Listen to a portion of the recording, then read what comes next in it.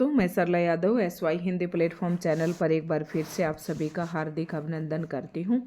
और आज के इस वीडियो लेक्चर में हमारी क्लास नंबर रहने वाली है 26 और अभी तक जो है 25 क्लासेस मैं अपलोड कर चुकी हूं। और इन 25 क्लासेस में मैंने हिंदी साहित्य पढ़ाया है और वो हिंदी साहित्य का लगातार मेरे पास कमेंट आ रहे थे कि मैम हिंदी साहित्य आप संपूर्ण करवाइए। तो ये कई परीक्षाओं के लिए मैंने हिंदी साहित्य शुरू किया, जैसे कि LT grade, EMRS, TGT, PGT, estate और KVS, NVS और DSSS भी, इनका भी जब एग्ज़ाम होता है तो वहाँ पर हिंदी साहित्य पूछा जाता है। तो इन सभी प्रतियोगी परीक्षाओं के लिए ये सारी की सारी जो वीडियो हैं बहुत ही महत्वपूर्ण रहने वाली है। तो जो भी नए कैंडिडेट जुड़ते हैं, जो TGT, PGT, एस्टेट की तैयारी कर रहे हैं और वो ये चाहते कि मैं कहाँ से देखूं, तो मैंने LT grade, EMRS, TGT, PGT, estate के नाम से प्लेलिस्ट बना रखी है और उसमें ये 25 क्लासेस एक ही जगह पर आपको उस प्लेलिस्ट में मिल जाएंगी।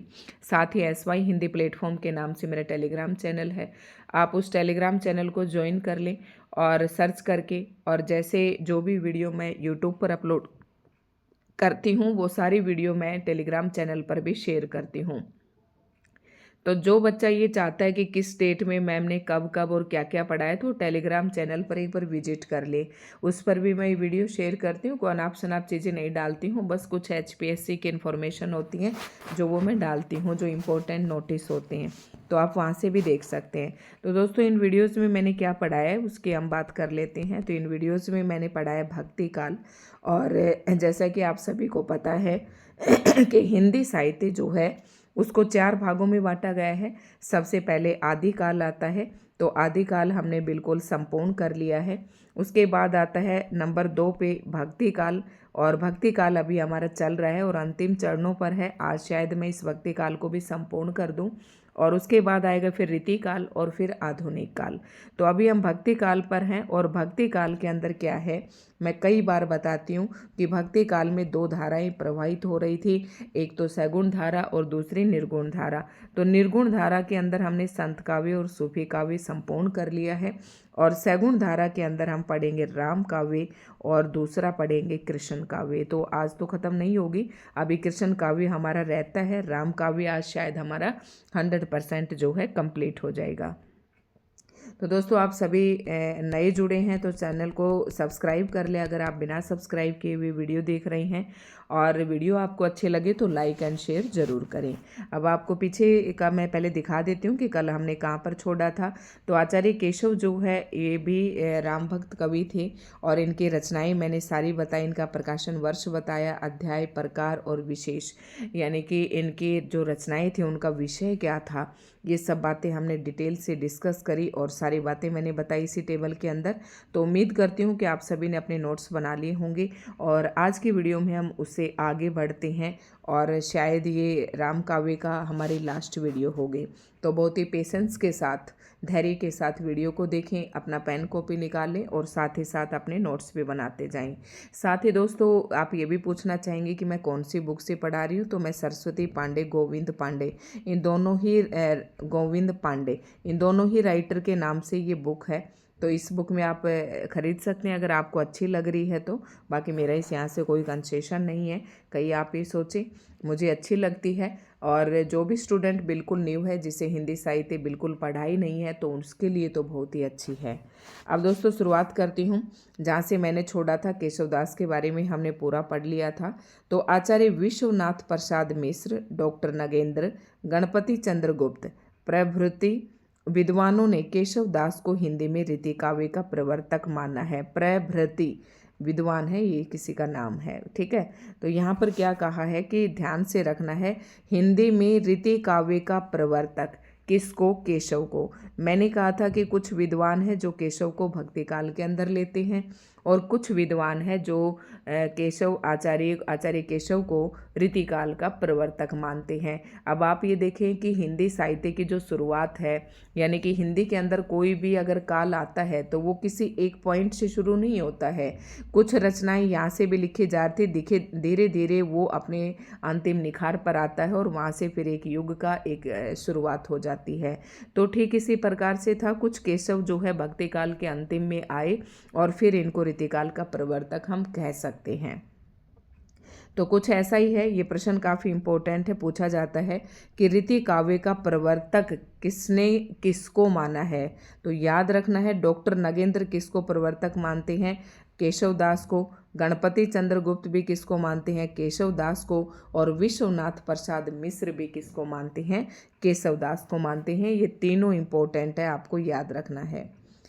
उसके बाद आता है कवि प्रिया, जो इनका ग्रंथ है केशव का।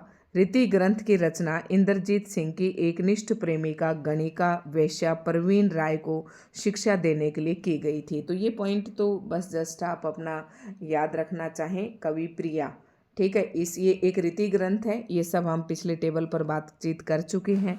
तो किस लिए की थी इसकी रचना, इंद्रजीत सिंह की एकनिष्ठ प्रेमिका थी वेश्या, इसका नाम था प्रवीण राय, उसको शिक्षा देने के लिए इसकी रचना की थी। तो जस्ट अपने अंडरस्टैंडिंग के लिए पॉइंट आपको याद रखना है। आचार्य रामचंद्र शुक्ल केशव को अलंकारवादी आचार्य मानते हैं। केशव दास ने स्वयं लिखा है। अब एक बात आप ध्यान से सुने, कुछ इसे भक्त कवि मानते हैं या कुछ इसे अलंकारवादी मानते हैं। तो ध्यान रखना, यही पॉइंट पूछा जाता है कि आचार्य रामचंद्र शुक्ल जी आचार्य केशव को अलंकारवादी कवि कौन मानते हैं। तो ध्यान रखना है, आचार्य रामचंद्र शुक्ल जी मानते हैं। और केशव दास जी की ये पंक्ति है, यद्यपि सुजति सुलक्षणे सुब्रन सरस सुवृत भूषण बिनु न विराजे कविता वनिता मीत। मतलब अलंकार के बारे में केशवदास ने कहा है कि जिस प्रकार से कोई भी औरत है, चाहे वो किसने भी सुलक्षणी हो, अगर वो अपने आभूषणों से श्रृंगार नहीं करती है तो उसकी आभूषणों से ही सुंदरता बढ़ती है। तो इसी प्रकार से अलंकारों से भी किसकी सुंदरता बनती है, भूषण का मतलब अलंकार ही है, आभूषण ही है। तो अलंकारों से ही जो है कविता की क्या बनती है, सुंदरता बनती है। तो ये पंक्ति जो है काफ़ी बार पेपर में पूछी जाती है और ये पंक्ति केशवदास जी की है, केशव ने स्वयं लिखा है ये, ठीक है। तो ये बात आपको याद रखना है, ये पॉइंट सारा इम्पोर्टेंट है और ये पंक्ति भी इम्पोर्टेंट है।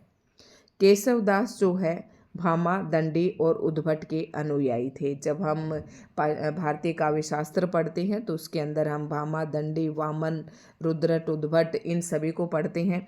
तो केशवदास जी जो थे भारतीय काव्य शास्त्र के जो कवि थे, उनमें से किसके अनुयायी थे, तो भामा, दंडी और उद्भट, इनके अनुयायी थे। ये आपको याद रखना है। ऐसा माना जाता है कि केशवदास ने रामचंद्रिका की रचना तुलसीदास के रामचरितमानस की प्रतिस्पर्धा में एक रात में की थी।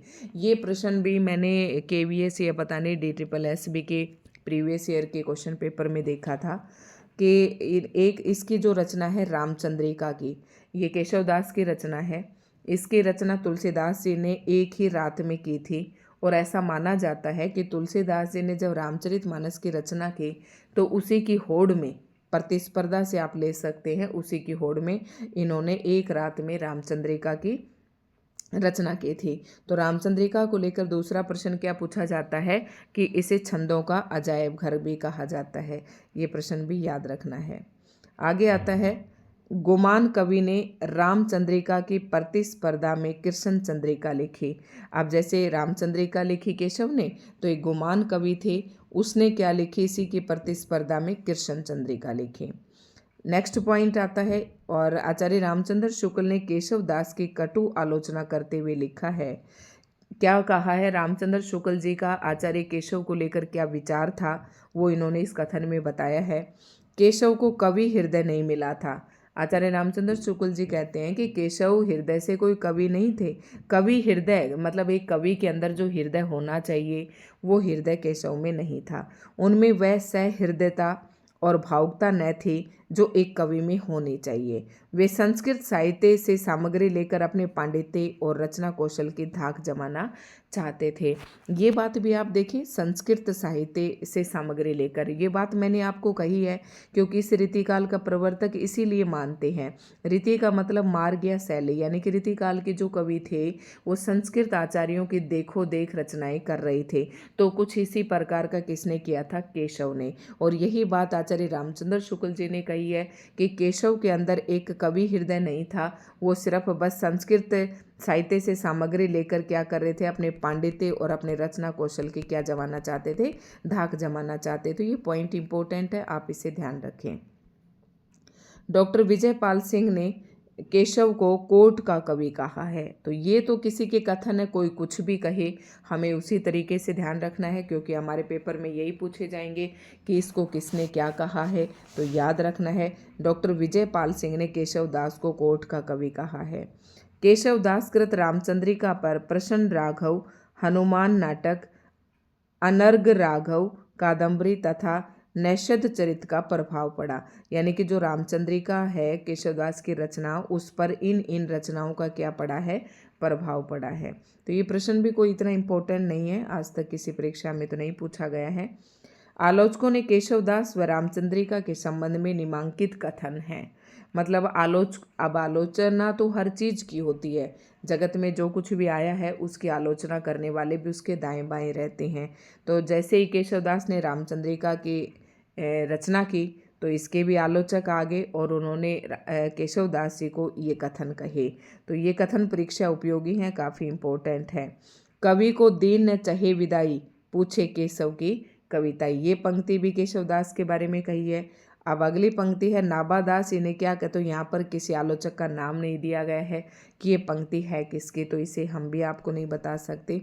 उसके बाद है नाभादास क्या कहते हैं केशवदास को, उड़गन केशवदास, ये याद रखना है। और वेरी मोस्ट इम्पोर्टेंट कि कठिन काव्य का प्रेत, ये केशवदास जी को कठिन काव्य का प्रेत किसे कहा जाता है, किसने कहा है, तो ये रामचंद्र शुक्ल जी ने कहा है। इस पर आप जितने स्टार लगाएं लगा सकते हैं, ये इतना ही इम्पोर्टेंट है। राम स्वरूप चतुर्वेदी ने क्या कहा है, रामचंद्रिका छंदों का एक अजायब घर है। ये भी मैंने आपको बताया था, ये प्रश्न काफ़ी इम्पोर्टेंट है, ये परीक्षाओं में एक बार नहीं कई बार पूछे जाते हैं ये दोनों कथन। तो याद रखना है, कठिन काव्य का प्रेत रामचंद्र शुक्ल जी ने कहा है और राम स्वरूप चतुर्वेदी ने इसे छंदों का एक अजायब घर कहा। ये प्रश्न कई बार परीक्षाओं में पूछा जाता है। अब आता है, अब सेनापति भी वैसे तो रीतिकाल के कवि हैं, लेकिन ये लगभग जो है अंत में आ गए थे, भक्ति काल के अंत में। तो इनका जन्म 1589 ईस्वी के आसपास माना जाता है। इनके गुरु का नाम हीरामणि दीक्षित था। सेनापति की रचनाएं काफ़ी इंपॉर्टेंट है, दो रचनाएं हैं और दोनों काफ़ी इंपॉर्टेंट हैं। कवित रत्नाकर, ये खूब पेपर में पूछी जाती है, कवित रत्नाकर किसकी रचना है, तो ये सेनापति की है।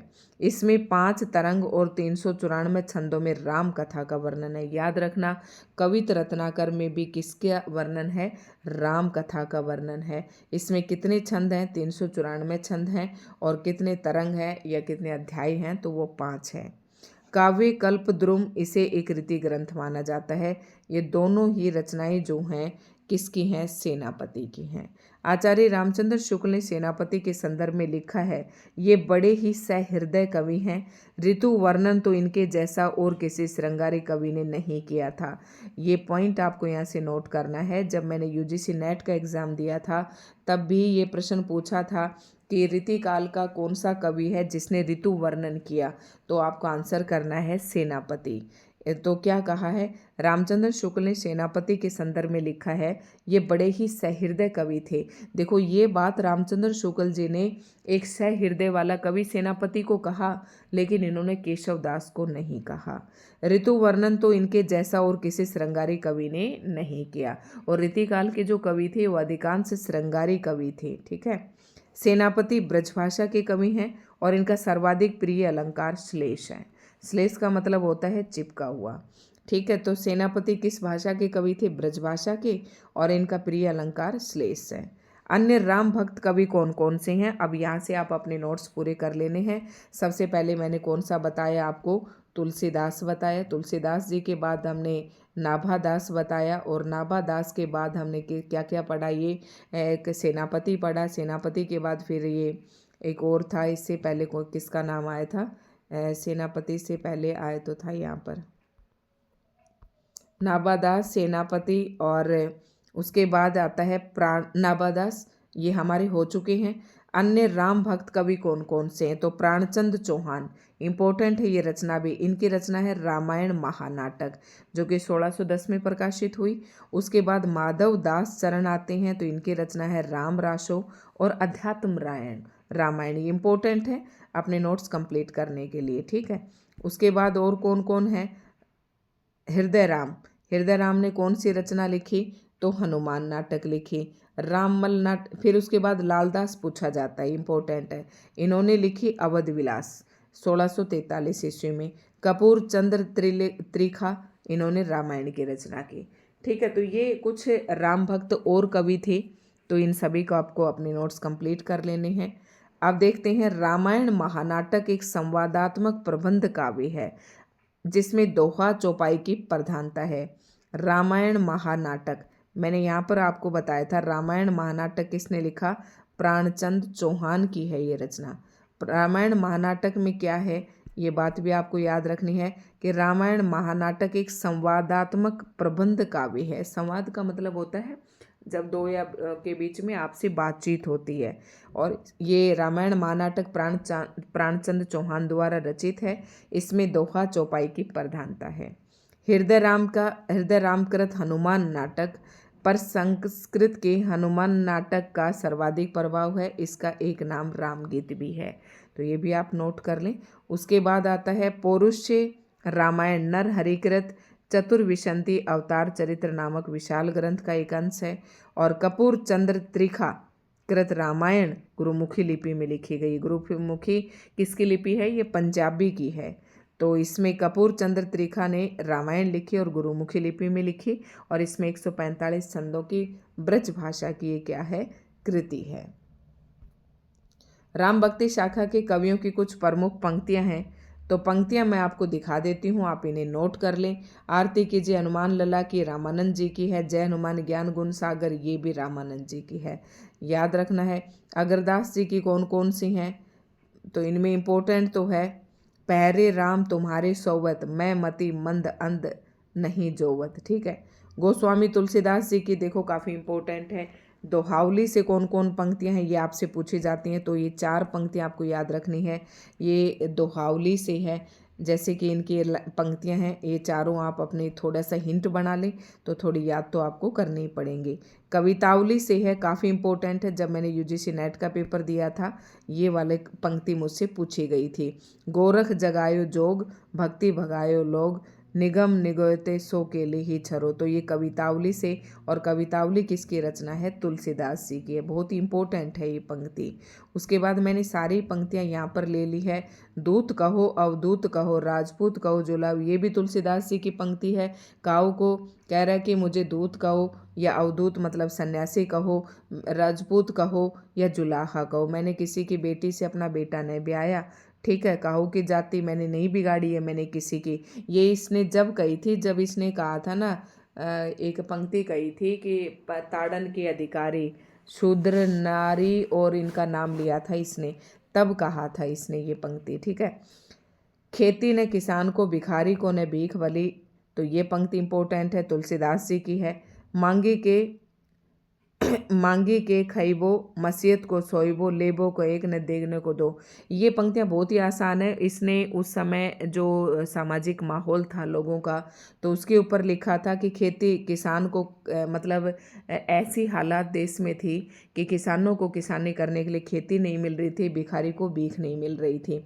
तो ये पंक्ति भी, क्योंकि राम ने रामचरितमानस में क्या किया है और उनकी रचनाओं में समाज का एक आदर्श प्रस्तुत किया है, समाज में जो कुछ भी उस समय घटित हो रहा था उसको एक दर्पण की तरह दिखाया है। तो कह रहा है कि मांग के खाते हैं, मस्जिद को सोइबो, मस्जिद में सोते हैं, लेबर को आमिर, ना किसी से लेना एक और ना देना दो। आगी बढ़वागी ते बड़ी है आगी पेट की, कह रहे कि आगी बढ़वाग्नि ते बड़ी है, कहते हैं कि पेट की अग्नि जो है सबसे बड़ी है। बड़वानल जो एक होती है दावानल जो जंगल में लगती है, एक बड़वानल, इनमें मैं कंफ्यूज हो जाती हूँ, जो समुद्र में लगती है, एक आग समुद्र में लगती है एक जंगल में लगती है। तो बड़वानल होती है शायद, एक जठराग्नि होती है जो पेट में लगने वाली आग होती है। तो ये बड़वाग्नि से भी बड़ी होती है पेट की आग, और पेट की आग के लिए लोग पता नहीं क्या क्या करते हैं। अवदेश के द्वारे सकरा, तो ये पंक्तियां ना आप सारी देख लेना। ठीक है, इनको एक बार पढ़ लेना, काफ़ी इंपॉर्टेंट पंक्तियां हैं, यहाँ से आपके पेपर में पूछी जा सकते हैं। विनय पत्रिका से अब देखो ये पंक्ति बहुत ही इंपॉर्टेंट है। अब लो नसाने अब न नशे हो, राम कृपा भव निशान सिराने, जागे फिरी न डसो। ये पंक्ति बहुत ही इंपॉर्टेंट है, ये तुलसीदास जी की है और विनय पत्रिका से ली गई है। ऐसो को उदार जग माही, बिन सेवा जो द्रव्य दीन, पर राम सरिस को उनाई। ये पंक्ति भी इंपॉर्टेंट है। और कबू हो यहीं रहने रहोगे, कब तक, ये तो परुष वचन अति दुस्सह रहिए, तो केशव कहीं न जाए कहिए। ये भी पंक्ति इंपॉर्टेंट है। एक जाके प्रिय न राम वैदई, ताजिए तजिए ताही कोटि बैरी सम, यद्यपि परम स्नेही। और इनमें से और कोई इतनी नहीं है, लेकिन पूछी जा सकती है तो इन्हें आप याद कर लें। उसके बाद और भी पंक्तियां मैं आपको सारी दिखा देती हूँ, लेकिन रामचरितमानस से पंक्तियां हैं, ये सारी यहाँ पर दी गई हैं, काफ़ी इम्पोर्टेंट है, तो ये आप इन्हें देख सकते हैं। ठीक है, सारी पंक्तियाँ आप अपने उसमें नोट कर लें। जब मैं तुम्हारी तरह तैयारी करती थी तो मुझे पंक्तियाँ नहीं मिलती थी, मैं एक एक पंक्ति कहीं से ढूंढती थी, और पंक्तियाँ पेपर में उस समय बहुत पूछी जाती थी। ये केशव दास की हैं। ठीक है, तो दोस्तों आज की वीडियो आपको कैसे लगी कमेंट करके ज़रूर बताएं। चैनल पर नए हैं तो चैनल को सब्सक्राइब ज़रूर कर लें, बेल आइकन पर प्रेस कर लें ताकि हर एक नोटिफिकेशन जो है आप तक पहुंचता रहे। धन्यवाद।